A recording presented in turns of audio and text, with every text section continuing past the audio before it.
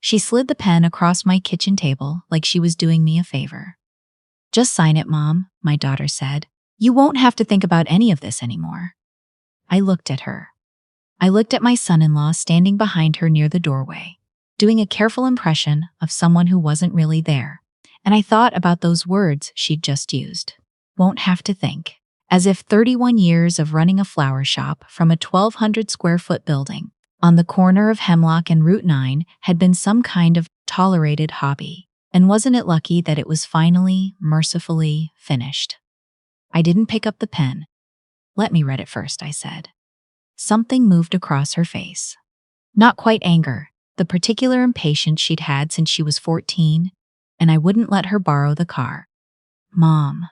Her voice dropped to that register. Patient, but not really. "It's a standard power of attorney. Gary pulled the template himself. He does these for his clients all the time." She glanced back at her husband. He nodded once, like a man who'd been told to nod and had practiced it. "I'd still like to read it," I said. She left an hour later without my signature. That was a Thursday. Stuart called on Sunday. Stuart had been my attorney since Vernon and I incorporated the shop back in 1993. He had a careful way of talking that used to drive Vernon up the wall. "Get to it, Stu, we're not getting younger," but I had always found it grounding, the way he never rushed toward the hard thing. That Sunday, I was at the kitchen table sorting through old seed catalogs I'd kept for reference. The ones I used when customers asked about what bloomed when. I almost didn't answer. "I need to tell you something," Stuart said, "and I'd like you to hear all of it before you say anything." I set down the catalog. On Friday, his office had received a filing from the county probate court.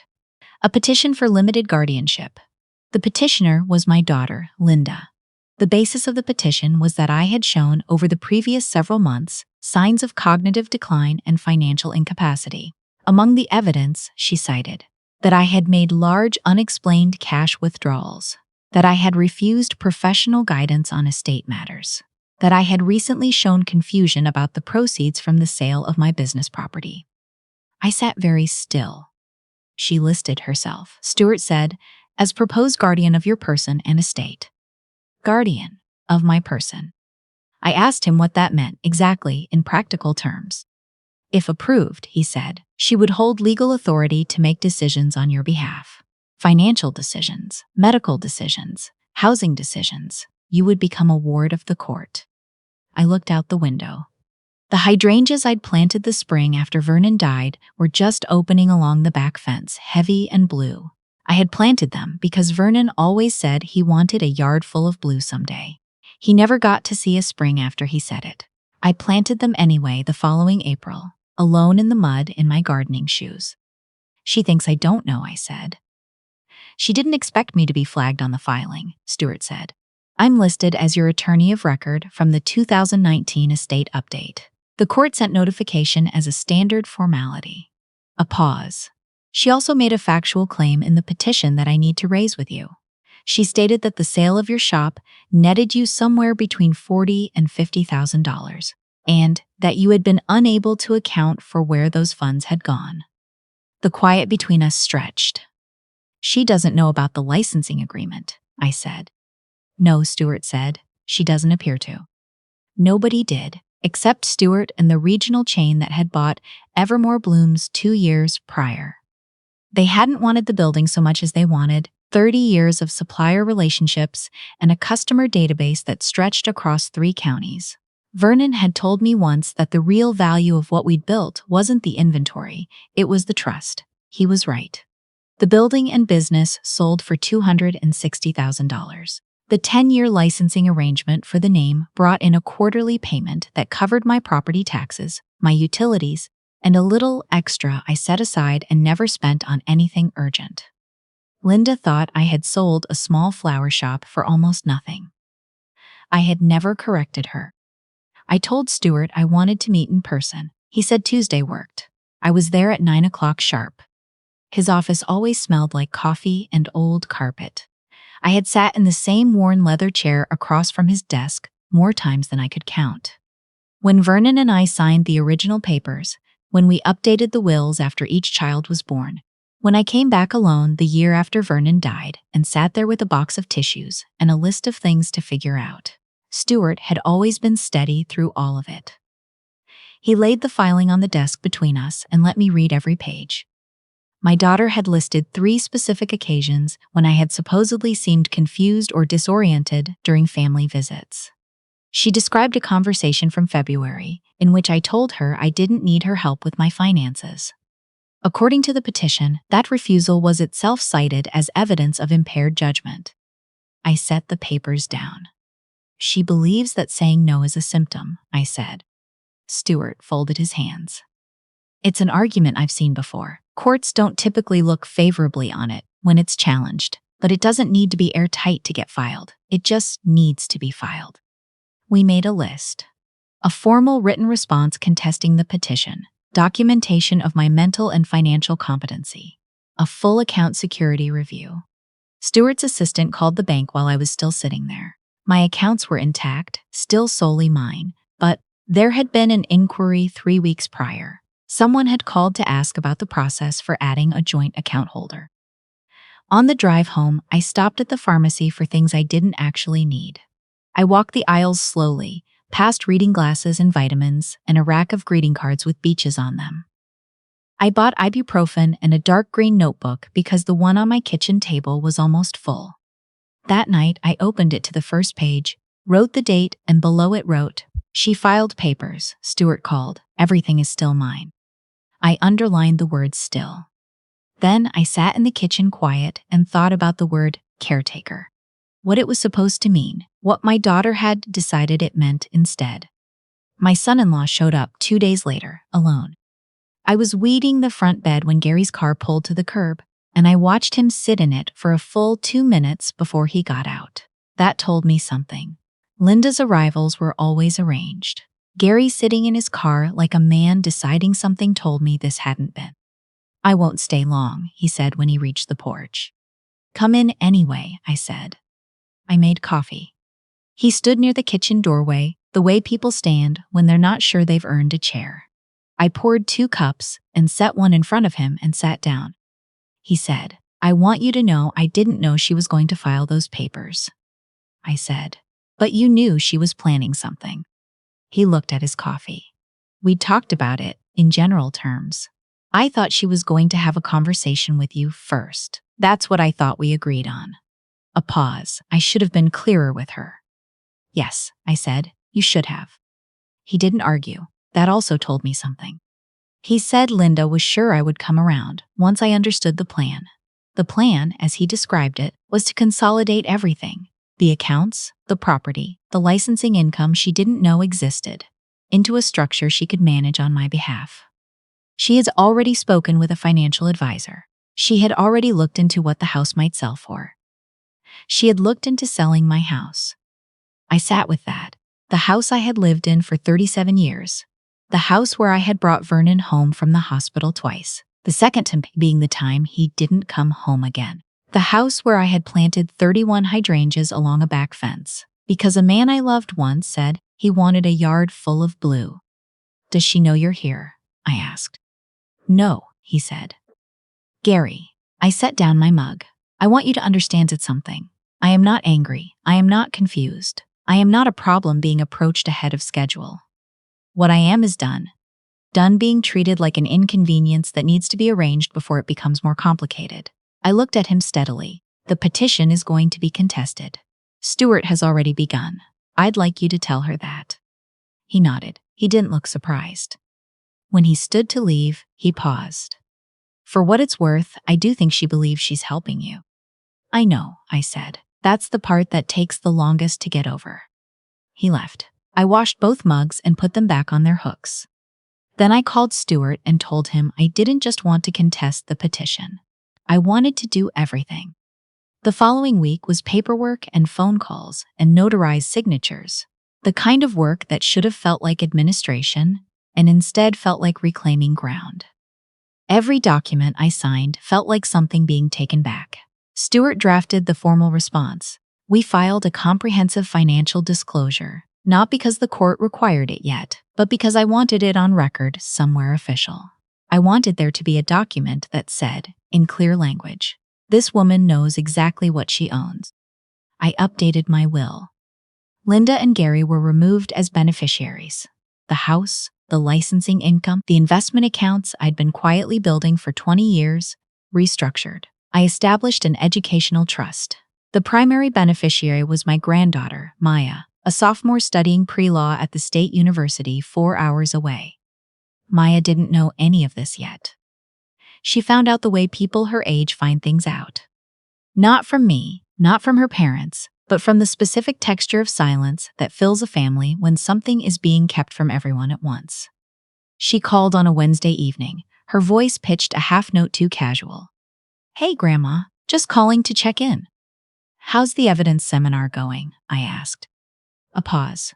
"Did Mom do something like recently?" "Your mother filed a legal petition to have herself named my guardian," I said.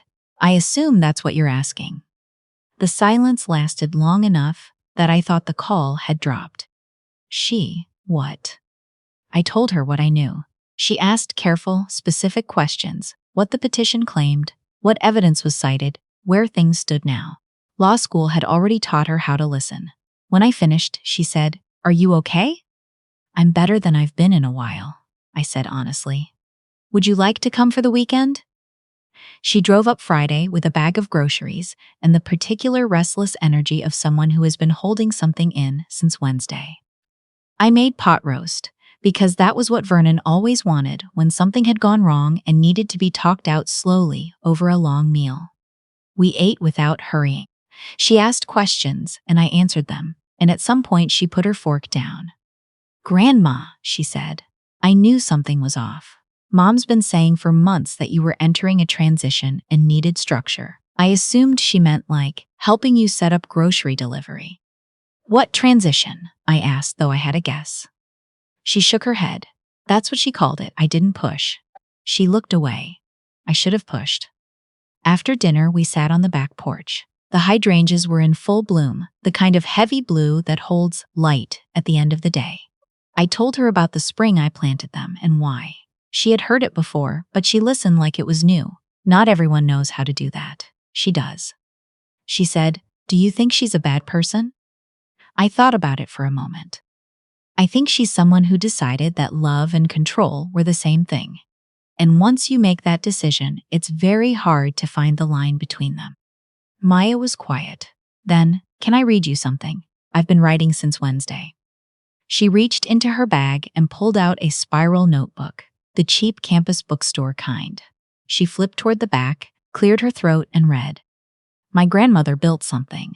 Not a fortune, not a monument, just a life, put together carefully over 68 years. A flower shop that lasted 3 recessions, a house that held a marriage and a loss and a garden, a ledger that balanced, and somehow the people she built it for came to believe she was the one who needed to be managed. What they forgot is that a woman who spent 30 years choosing the right flower for every human occasion, birth, grief, apology, joy, knows exactly what things are worth. She always did, even when she was quiet about it, especially then." I didn't speak for a moment. "That's very good," I said. She closed the notebook. "I'm angry on your behalf." "I know," I said. "I was too for a while. Now I'm mostly just clear." Linda called the following evening. I had expected her to wait. She usually arranged her position before a confrontation. But I think Gary had finally told her about the will. "Mom." Her voice was controlled but thin at the edges. "We need to talk." "All right," I said. "What you're doing, removing us from everything, the trust, the estate. You're making decisions out of hurt, and you're going to regret them." A breath. "I filed that petition because I was worried about you, not because of money." "Linda," I said, "you cited as evidence of my incapacity the fact that I sold my business and chose not to tell you the details." A pause. "You have a right to your privacy," she said, carefully. "I just thought that keeping that information from your own family suggested something wasn't right." "Or," I said, "I knew exactly what I was doing and I made a choice." She didn't answer that. "I understand that's uncomfortable," I said. "The idea that I might have reasons that have nothing to do with confusion. That I might just be a person, making decisions." "We were trying to help you." Her voice had sharpened. You were trying to manage me, I said. There's a difference, and I think somewhere you know what it is. When she spoke again, her voice was smaller. So that's it? You're done with us? I'm done being arranged, I said. I should have said so a long time ago. I didn't, because I kept telling myself that what you meant was love, even when what you were doing wasn't. I paused. I'm not angry, Linda. I'm clear. That doesn't go away. She hung up. I sat in the kitchen quiet for a long time afterward. Not triumph, not grief. Something closer to the feeling of having put down something you'd carried so long you'd stop noticing the weight. I opened the notebook and wrote the date. Below it, she called. I told the truth. It held.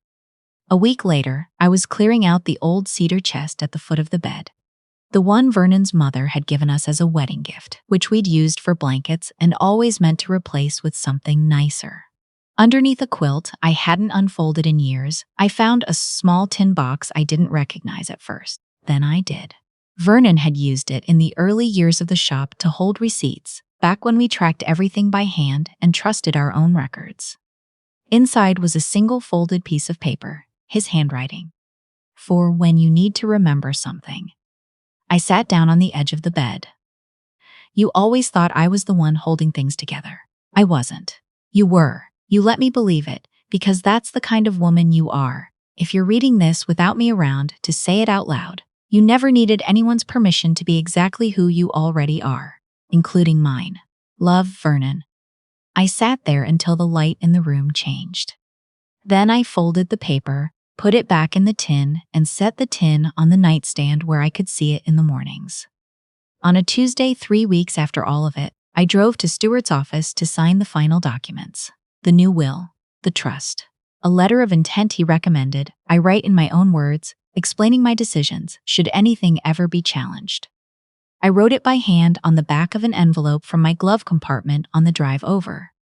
I am a woman who operated a business for 31 years, raised children while doing it, cared for a dying husband while doing that, and built a financial life quietly and alone, without asking anyone to validate my choices.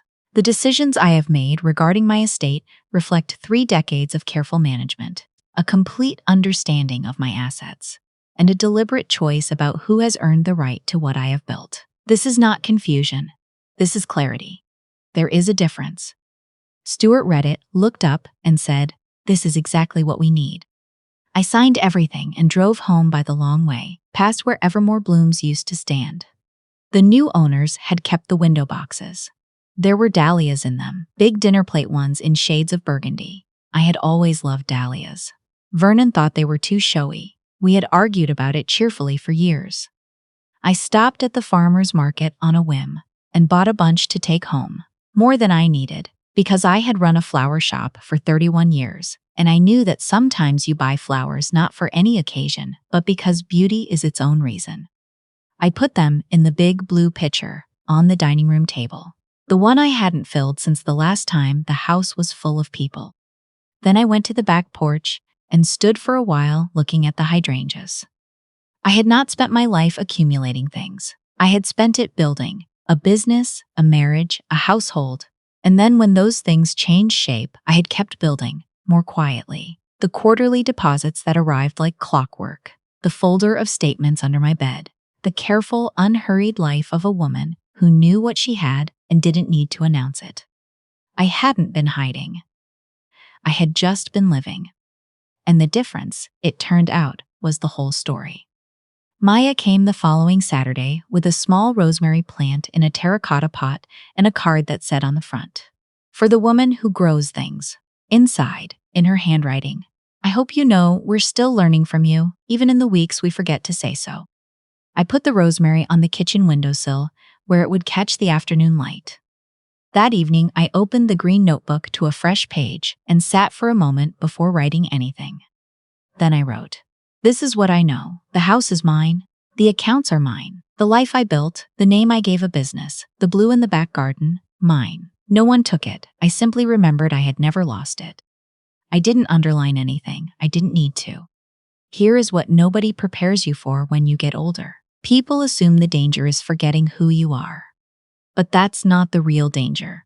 The real danger is quieter than that. It wears sensible shoes, It brings you paperwork and calls it help.